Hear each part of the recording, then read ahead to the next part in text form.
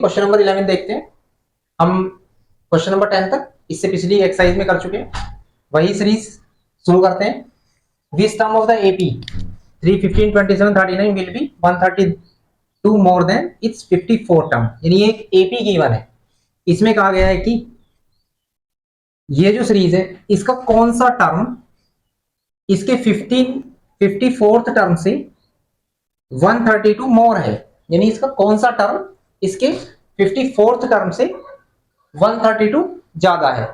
तो सपोज कीजिए लेट हम ये कर लेते हैं, let its nth term is 132 more than its 54th term.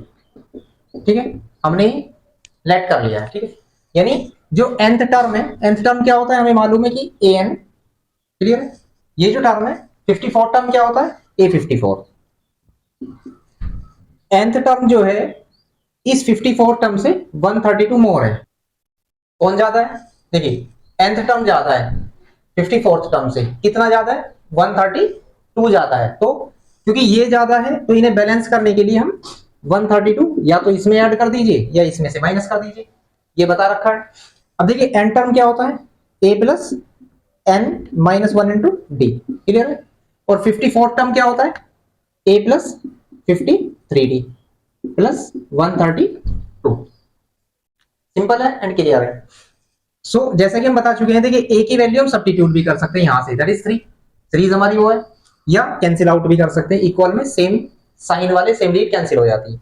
सो क्योंकि हमें nth टर्म जो है हमने सपोज किया है तो हमें n की वैल्यू इसमें फाइंड करनी है सबसे पहली बात। ठीक है, then n minus 1 into d. अब इस सीरीज का d देखते हैं। देखिए d कैसे निकलेगा, second term minus first term that is 12, clear है। तो यहाँ 12 सब्स्टिट्यूट करेंगे is equal to 53 into d. D की वैल्यू यहाँ भी सब्स्टिट्यूट कर सकते हैं क्योंकि एक ही सीरीज चल रही है, दैट इज 12 प्लस 132, क्लियर है। n minus 1 into 12 is equal to, देखिए पहले इसकी मल्टीप्लाई होगी फिर 132 इसमें ऐड होगा, 12 3 जा 36, क्लियर है। 6 आ गया, 3 कैरी, 12 5 जा 60 एंड 63, 3 कैरी था प्लस 132। अब देखिए दो ऑप्शन है, जैसे हमने बता चुके हैं हम कि या तो इसकी दोनों में मल्टीप्लाई कर लीजिए या पहले ऐड करने के बाद इसे डिवाइड में ले जा सकते हैं, जो भी आपको ठीक लगे।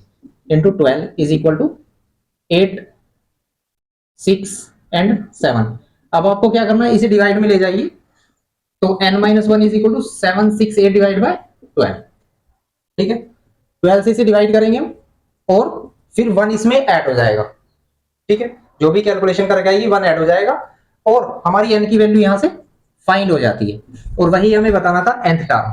ठीक है, nth टर्म का मतलब n की वैल्यू फाइंड करनी थी, जो भी आएगा 20 30 वही टर्म उसका जो है 132 मोर होगा इसके 54th टर्म से, क्लियर है। इसके बाद चलते हैं इसकी क्वेश्चन नंबर 12 पर। देखिए क्वेश्चन नंबर 12 देखते हैं। इसमें क्या था, two APs have the same common difference. दो एपी हैं जिनका कॉमन डिफरेंस सेम है। The difference between their 100th term is 100। यानी जो दोनों का 100 टर्म का डिफरेंस जो है वो 100 ही है। तो हमें क्या बताना है, उनका जो 1000 टर्म है उनमें कितना डिफरेंस है ये बताना है। ठीक है, तो देखिए दो एपीज है यहां पर, तो सपोज कीजिए let first term of first AP b. देखिए हम फर्स्ट टर्म को डिनोट करते हैं ए से, लेकिन हम यहां डिनोट करेंगे A1 से क्योंकि फर्स्ट एपी का फर्स्ट टर्म, सो A1 यूज कर लेंगे।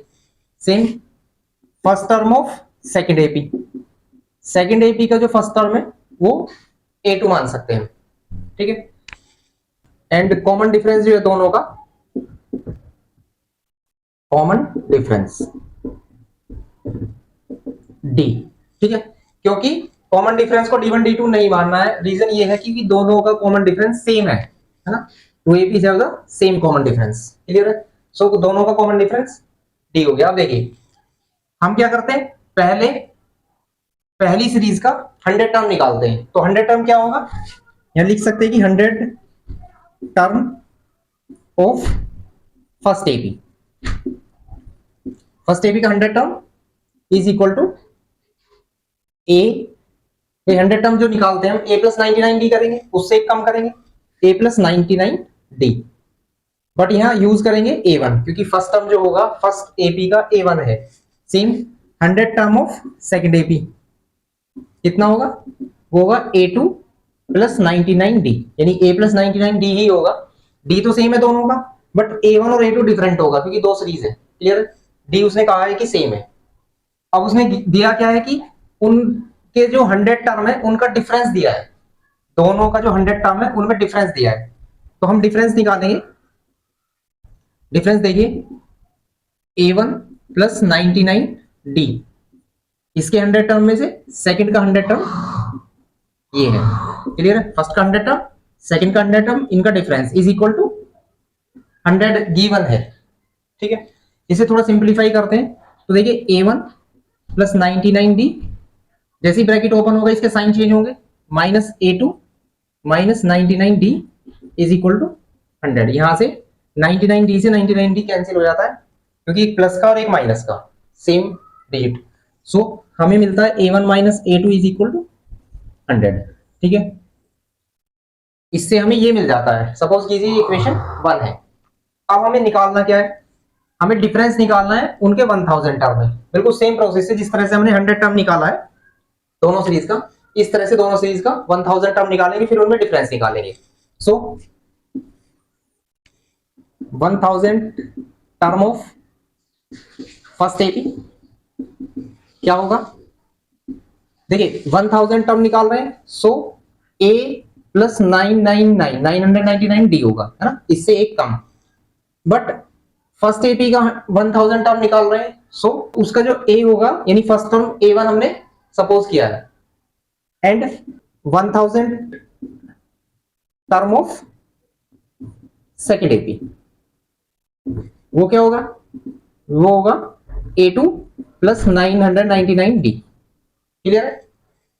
ठीक है, क्योंकि 1000 टर्म है, यहां भी एक कम कर दिया, डिफरेंस सेम ही है बट a1 a2 डिफरेंट है। इनमें हमें निकालना डिफरेंस, सो हम डिफरेंस निकालेंगे। देखिए डिफरेंस बिल्कुल सेम तरीके से फर्स्ट माइनस कर देंगे सेकेंड, यानी a2 प्लस 999d। यहां तक क्लियर है? अब देखते हैं, देखिए इसके आगे क्या करना है, सिंप्लीफाई करना है यहां से, है ना। सिंप्लीफाई करेंगे बिल्कुल पहले की तरह, ब्रैकेट ओपन होगा, इसके साइन चेंज हो जाएंगे और 999d से 999d कैंसिल आउट हो जाएगा। So we get a1 minus a2, है ना, यानी इनका जो 1000 टर्म है उनमें डिफरेंस भी सोल्व होने के बाद ये आता है a1 माइनस a2। और इक्वेशन 1 से a1 माइनस a2 की वैल्यू 100 थी, तो यहां पर हम सब्स्टिट्यूट कर देते हैं, ये भी 100 आ जाएगा।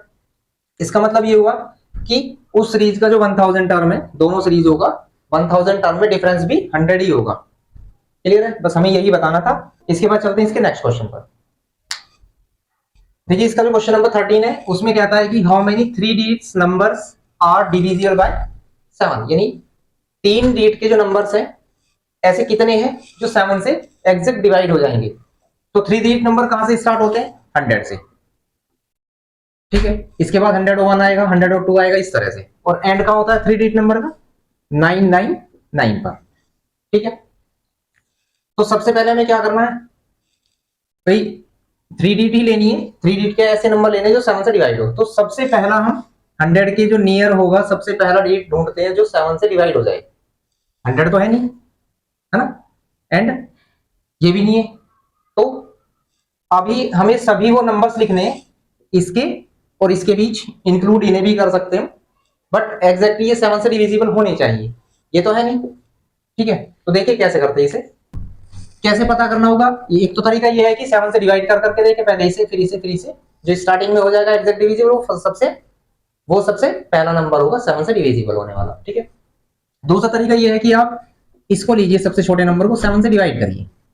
7 1 जा 7, कितना बचता है 3 0, 7 4 जा 28, कितना बचता है 2। क्लियर है? तो आपको क्या करना होगा, जो सबसे छोटा नंबर बताना है कि 7 से डिविजिबल है, वो भी 3 डिजिट वाला। तो 3 डिजिट लीजिए, उसे 7 से डिवाइड करिए, जो रिमाइंडर बचता है ये तो इसमें से माइनस कर दीजिए। ठीक है, यानी 100 में से 2 माइनस कर दीजिए और 7 प्लस कर दीजिए, ये वाला रिमाइंडर माइनस कर देना एंड जो डिवीजर है इसे प्लस कर देना है। क्लियर है? सो कितना आता है -5 105, यानी ये 105, यानी सबसे पहला डिजिट जो हो जाएगा 105 हो जाएगा, जो 7 से डिविजिबल होगा। सबसे छोटा डिजिट, वो भी नंबर ऑफ 3 डिजिट वाला। ठीक है, अब इसके बाद जो दूसरा डिजिट कौन सा होगा जो 7 से डिवाइड होगा, वो तो एग्जैक्टली आप इसमें आप 7 प्लस करते हुए चल सकते हैं। तो 112, इसमें 7 प्लस करिए। तीसरा डिजिट कौन सा होगा, इसमें 7 प्लस कर दीजिए, 119। इस तरह से ये सीरीज चलती रहेगी। यहां तक क्लियर हुआ? अब भाई सभी तो लिखना पॉसिबल नहीं है, अब हम लास्ट का डिजिट देखते हैं कि यहां पर ये या इससे पहला एग्जैक्ट कौन सा डिजिट है जो 7 से डिवाइड होगा। तो उसको कैसे पता करेंगे, देखिए अब आपको ये लेना है 999, ठीक है, इसे 7 से डिवाइड कर देना है। क्लियर? सो 7 1 7 2 9, 7 4 28, ठीक है, 1 and 9, 7 2 14, कितना 5। ये बताइए समझे? ठीक है, तो अब क्या करना है, ये जो रिमाइंडर बचता है ये इसमें से माइनस कर देना है। तो 999 में से माइनस कर दीजिएगा 5 को, तो बचता है 994। ये वो लास्ट का डिजिट होगा जो 7 से डिविजिबल होगा। ठीक है, यानी जब हमें छोटे नंबर से देखना हो, यानी तो क्या करते हैं, रिमाइंडर डिवाइड करने के बाद रिमाइंडर को माइनस करते हैं और डिविजर को ऐड कर देते हैं। लेकिन जब हमें सबसे बड़ा नंबर देखना हो तो ओनली रिमाइंडर को माइनस करते हैं। ठीक है, सो वी गेट 999।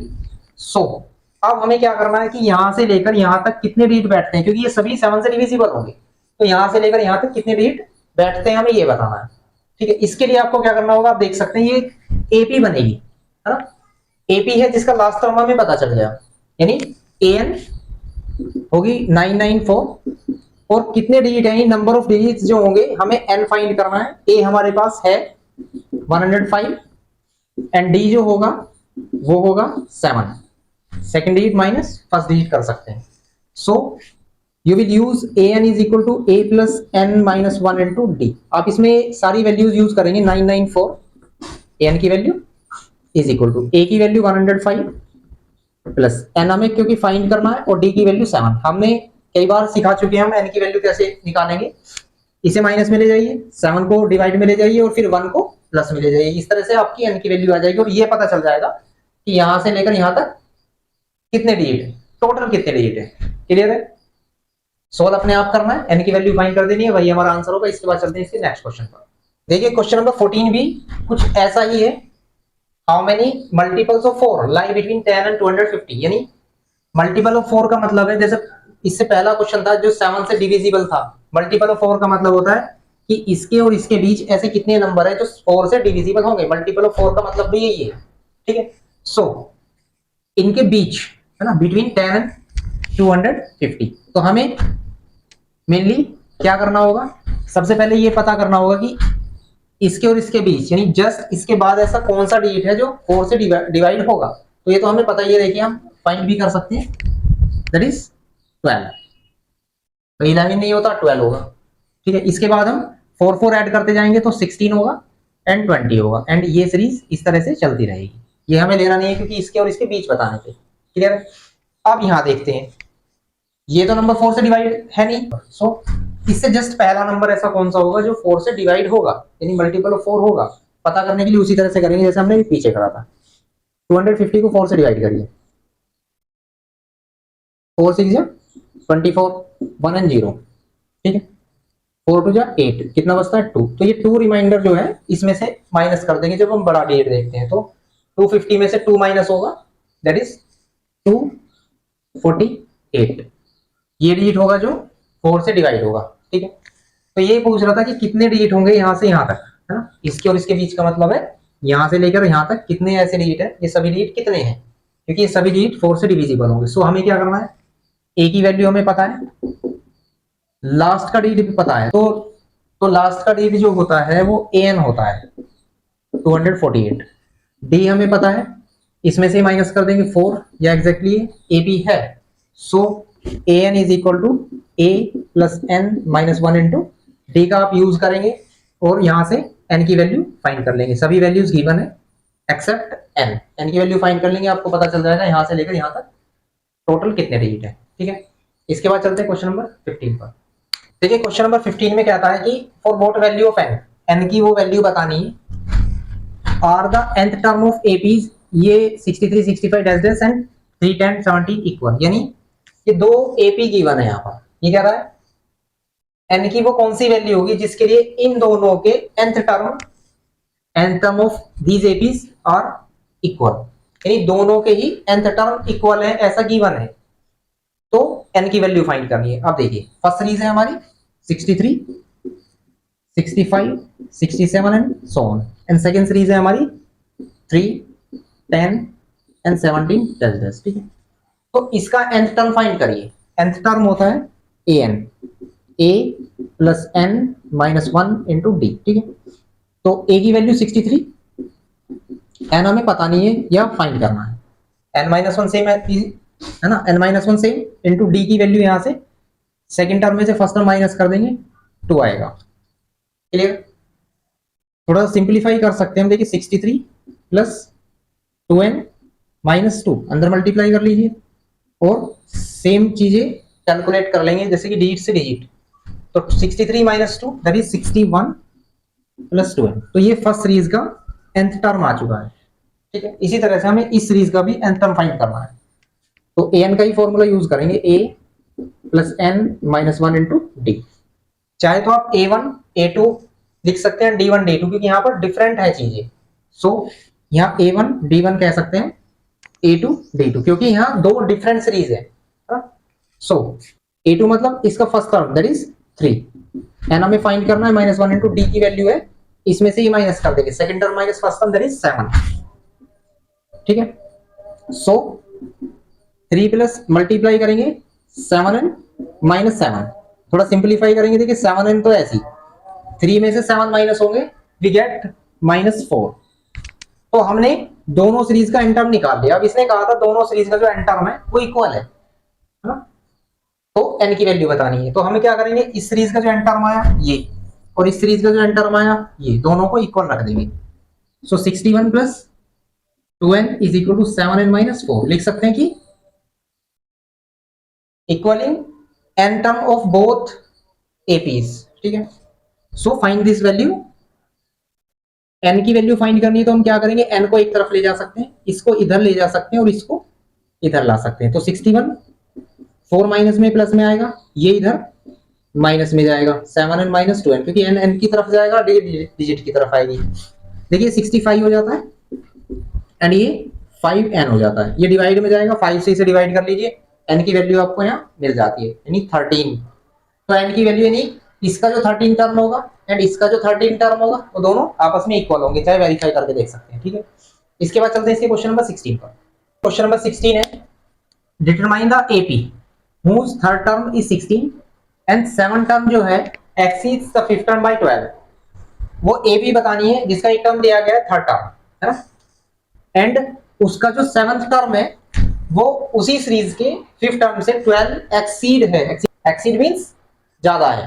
तो देखिए क्या कह रहा है, थर्ड टर्म मींस भाई a3 is 16 that is a plus 2d is 16, equation मिल जाती है हमें, एंड इसका जो सेवंथ टर्म है देखिए यहाँ लिखते हैं a7 जो है, और इसका जो फिफ्थ टर्म है यहाँ लिखते हैं, क्योंकि इनमें एक रिलेशन है, सेवंथ जो टर्म है उसके फिफ्थ टर्म से 12 एक्सीड है, ज्यादा है, यानी ये वाला टर्म इससे 12 ज्यादा है, 12 ज्यादा है ना ये वाला टर्म, तो इन्हें बैलेंस करने के लिए क्या करेंगे हम, इसमें ऐड कर देंगे। ठीक है, जो कम है उसमें ज्यादा कर दीजिए।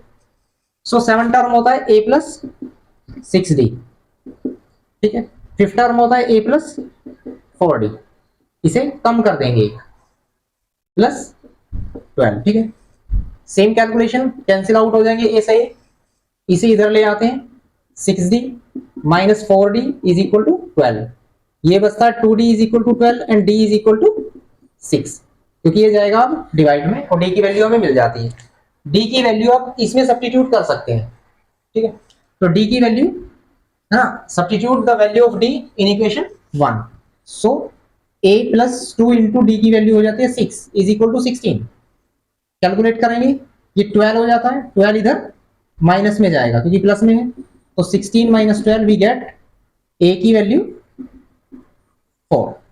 ठीक है, ए और डी हमें मिल जाते हैं। इसके बाद हमें बताना क्या था, डिटरमाइन द एपी, वो एपी बतानी थी। अब देखिए एपी क्या होती है, या तो a plus d, a plus 2d, a plus 3d and dash dash, यानी इसमें वैल्यू रखे 3-4 टर्म में, ए की वैल्यू जैसे 4 हो जाती है, ए प्लस डी दोनों को ऐड करेंगे, ए को और डी को, 6 and 4 that is 10, A plus 2d, यहाँ पहले डी में 2 से मल्टीप्लाई होगी 6 से, 6 में 2 से 6 2 12 और उसमें 4 प्लस होगा, है ना, 12 और 4 16 एंड सो ऑन। ठीक है, या हम ऐसे कर सकते हैं जब हमें ए पता है ना, और डी पता है, तो जो फर्स्ट टर्म हमें पता चल गया, जो डी है उसे नेक्स्ट टर्म निकालने के लिए हम डी को ऐड करते जाते हैं, हमने वो सिस्टम भी बताया था। तो इसमें 6 ऐड करिए तो सेकंड टर्म मिल जाता है ना, 6 एंड 4 10, इसमें 6 ऐड करिए तो 16, इसमें 6 ऐड करिए 22 एंड सो ऑन। ठीक है, तो इस तरह से हमारी ये सीरीज बन जाएगी, 3-4 टर्म निकालकर छोड़ देना है। ठीक है, ये कंप्लीट। इसके बाद चलते हैं क्वेश्चन नंबर 17 पर। देखिए क्वेश्चन नंबर 17 में ये डिफरेंट क्वेश्चन आया है तो सीरीज का ही, एपी का ही, लेकिन देखते हैं क्या कहता है। Find the 20 term from the last term of the AP 3 8 13 and dash dash 253, यानी एक एपी गिवन है जिसका लास्ट टर्म भी गिवन है ना, सो इसका 20 टर्म बताना है। अभी तक हमने जो एन का फॉर्मूला यूज किया है, a plus n minus 1 into d, ये कोई सा भी टर्म निकालने के लिए किया है, सपोज 20 टर्म है ना ये, बट ये किस तरह से यूज किया, ये स्टार्टिंग से इस तरह से इस तरह किया है, यानी फर्स्ट टर्म ये होगा डी, इसमें से ये माइनस करके निकलेगा। ठीक है, अब ये पूछता है कि अगर पीछे से चले है ना, लास्ट डेट से इस तरह से चले तो 20 टर्म कौन सा होगा। ठीक है, from the last term of the AP, last term से 20 टर्म कौन सा होगा। इसके लिए आपको क्या करना होगा, या तो ये होगा फॉर्मूला, अगर यही यूज करना है तो इस सीरीज को उल्टा कर दीजिए, है ना, इधर से देखिए ये फर्स्ट टर्म हो जाएगा, है ना, और इससे पहले, अब पहले ये देखते हैं, देखिए इनमें कितने का डिफरेंस चल रहा है, 5 का, है ना, 5 ऐड किया जाएगा एंड इसमें 5। ठीक है, तो इसका मतलब ये जो डिजिट है इससे जस्ट पहले कौन सा डिजिट आएगा, आप यहां ये देख सकते हैं 253 है ना, इसमें से 5 माइनस कर देंगे, अगर हमने इसमें से 5 माइनस कर दिया तो 248, क्लियर है, ये आएगा इससे पहला डिजिट। तो अब आपको यही फॉर्मूला इस तरह से यूज कर सकते हैं आप। ठीक है, आप इस फॉर्मूले को इस तरह से यूज कर सकते हैं कि फर्स्ट डिजिट हो जाएगी, यानी रिवर्स लिखिए, देखिए 253 248 एंड डैश डैश ऐसे ऐसे एंड 13 8 एंड 3। ठीक है, तो हम क्या करेंगे, n is equal to a plus n minus 1 into d, clear है यहाँ तक। अब देखिए एन होता है लास्ट टर्म किसी भी सीरीज का, जिसे हम एल से भी रिप्रेजेंट करते हैं, ये अभी बताया नहीं था लेकिन ये याद रखना कि एल भी लास्ट टर्म को डिनोट करता है, लास्ट टर्म कह सकते हैं या एंथ टर्म कह सकते हैं। अब ये बात ध्यान रखनी है बहुत अच्छी तरह से, गौर करिए इस सीरीज में लास्ट टर्म ये काउंट नहीं करना है ना, जहां सीरीज खत्म हो रही हो, जैसे पूछता है भाई इसका 20 टर्म बताइए, जैसे 2 4 6 इसका 20 टर्म बताइए, तो हम ये मान लेते हैं कि जो 20 टर्म होगा वो इसका लास्ट टर्म होगा, सीरीज वही एंड है, सो तब तो इसे लास्ट टर्म बोलते हैं, है ना, अदरवाइज इसे एंथ टर्म बोलेंगे। एंथ टर्म का मतलब है, अब यहां से हमें 20 टर्म बताना है तो देखिए 820 हमें फाइंड करना है, एन की वैल्यू 20 हो जाएगी, ए की वैल्यू 253 हो जाएगी, प्लस एन की वैल्यू 20 माइनस 1 इंटू डी की वैल्यू, इसमें से ये माइनस करेंगे, 245 में से 253 माइनस करेंगे तो बचता माइनस के 5, आप इसे कैलकुलेट कर लेंगे, 253 प्लस 19 इंटू 5, इसकी मल्टीप्लाई करेंगे 253 माइनस 95, ठीक है, इसमें से माइनस कर देंगे। ठीक है, या तो ऐसे कर सकते हैं इसे, ठीक है, या अगर इसी सीरीज को लेकर करना है 3 8 13 डैश डैश 253 का, ये पूछ रहा है कि इसका लास्ट से 20 टर्म बताइए, तो इसमें फॉर्मूला चेंज कर देंगे, है ना, 20th term from last term is equal to होता है an minus n minus 1 into d. ठीक है, an की वैल्यू यानी last term that is 253 minus n की value difference between them is n की वैल्यू जो वो पूछ रहा है कि हमें 20 टर्म बताना है, तो 20 माइनस 1 इंटू डी की वैल्यू, इसमें से माइनस करेंगे 5। ठीक है, 253 माइनस ये 19 हो जाएगा, 19 इंटू 5, तो 253 माइनस 95, इसे कैलकुलेट कर लेंगे। आप देख सकते हैं या तो ऐसे निकाल सकते हैं या ऐसे निकाल सकते हैं, आंसर आपका सेम ही आएगा, जो भी आपको इजी लगे। ये ज्यादा अच्छा है क्योंकि ये डायरेक्ट फॉर्मूले पर बेस है।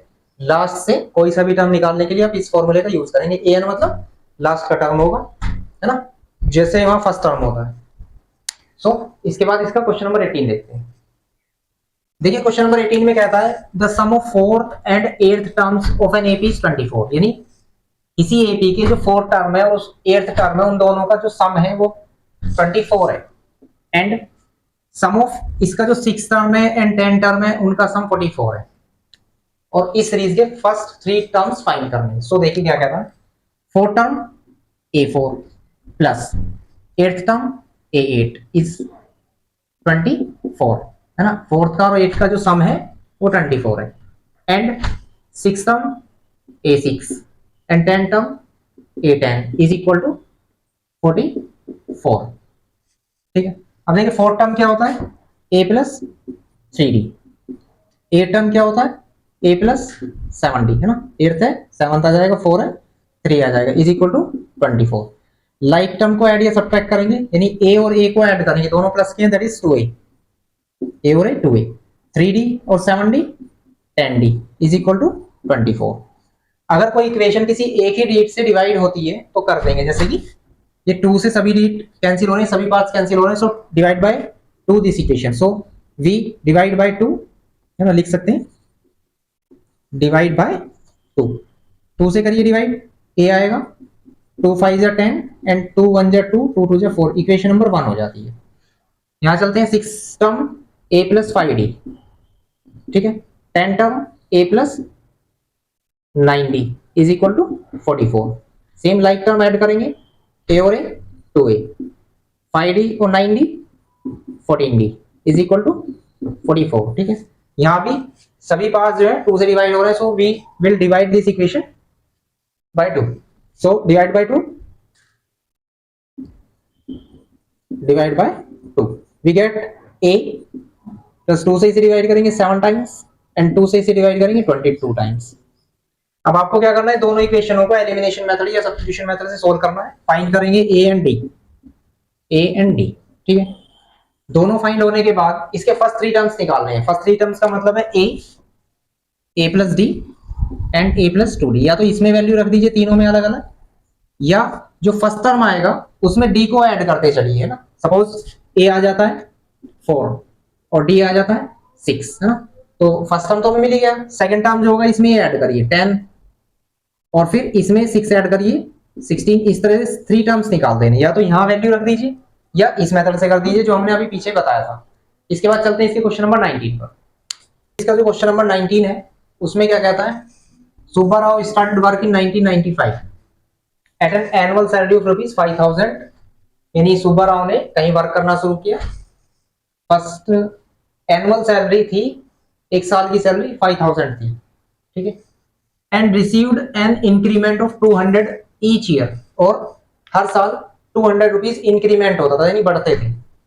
इन which year did his income reach 7000, तो किस साल में या आफ्टर कितने ईयर उसकी जो इनकम है 7000 हो जाएगी। अब देखिए इनिशियली स्टार्टिंग में जो इनकम थी, सैलरी थी, वो 5000 थी, है ना, तो आफ्टर 1 ईयर कितनी हो जाएगी, क्योंकि इंक्रीमेंट होता है हर ईयर 200 रुपीज का। सो आप देख सकते हैं इसमें, तो 5200 रुपीज हो जाएगी, है ना, ये एक साल में हो जाती है। आफ्टर 2 ईयर्स, 2 साल के बाद इसमें 200 और इंक्रीमेंट हो जाएगा, तो 5400, एंड इस तरह से सीरीज चलती रहेगी। उसने पूछा है कि बताइए 7000 आफ्टर हाउ मेनी ईयर्स हो जाएगी, कितने साल बाद कितनी हो जाएगी 7000। तो देखिए कहने का मतलब ये इनिशियली ए की वैल्यू है 5000, ये सीरीज बन रही है, आप देख सकते हैं एपी, क्योंकि इनमें सभी में डिफरेंस 200 का होगा, डिफरेंस 200 का है।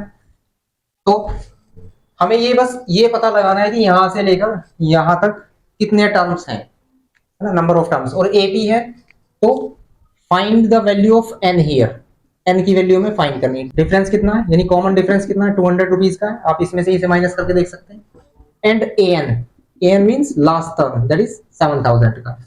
तो हम यहाँ क्या करेंगे, an का फॉर्मूला यूज करेंगे a plus n minus 1 into d. देखिए an जो 7000 है, a that is 5000 plus n minus 1 into d. देखिए यहां से भी आपको n की वैल्यू फाइंड कर लेनी है और आपको ये पता चल जाएगा कि कितने टोटल ईयर होंगे यहां से यहां तक कि उसकी जो सुब्बा राव की सैलरी 7000 हो जाएगी। ठीक है, बहुत ही सिंपल सा क्वेश्चन है, बस आपको n की वैल्यू फाइंड करनी है इसमें। क्लियर है? इसके बाद चलते हैं इसके नेक्स्ट क्वेश्चन पर 20 का। देखिए क्वेश्चन नंबर 20 देखते हैं।